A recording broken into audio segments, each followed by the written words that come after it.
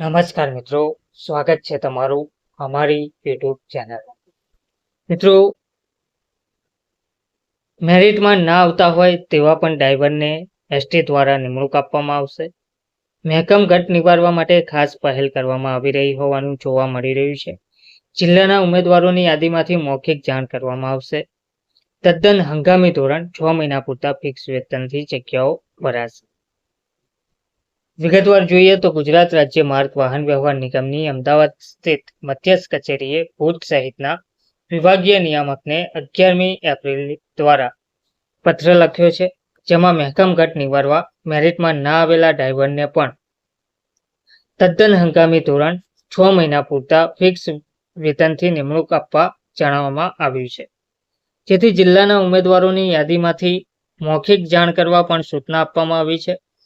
મુખ્ય મહેકમ અધિકારીએ વધુમાં જણાવ્યું હતું કે 2021ની 1 જાન્યુઆરીથી 2024ની 30મી જૂન સુધી નિવૃત્ત થયેલા ડ્રાઈવર કંડક્ટરની સામે ભરતી કરવાની કાર્યવાહી પ્રગતિમાં જોવા મળી રહી છે, પરંતુ ડ્રાઈવર કક્ષામાં હાલ ઘટ છે, જેથી બંધ રહેલી ટ્રીપો શરૂ થાય અને મુસાફરોને અગવડતા ના પડે તે માટે નિગમની દરખાસ્ત ધ્યાને લઈ નિર્ણય લેવામાં આવ્યો છે.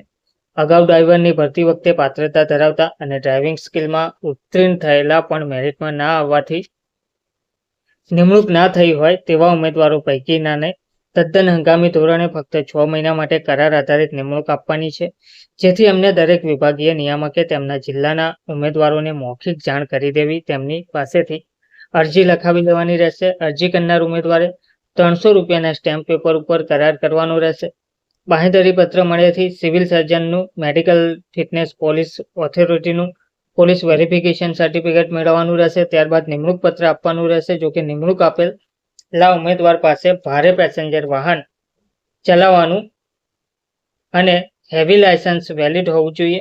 ડ્રાઈવર લાયસન્સ રિન્યુઅલ ના હોય તો લાયસન્સ રિન્યુ થયા બાદ જ ફરજ પર લેવાના રહેશે. કોઈપણ સંજોગોમાં કરાર લંબાવવાનો રહેશે નહીં, એટલે કે કરારમાં જણાવેલ સમયે 6 મહિના પૂરા થતાં જ આપોઆપ નોકરીનો અંત આવી જશે.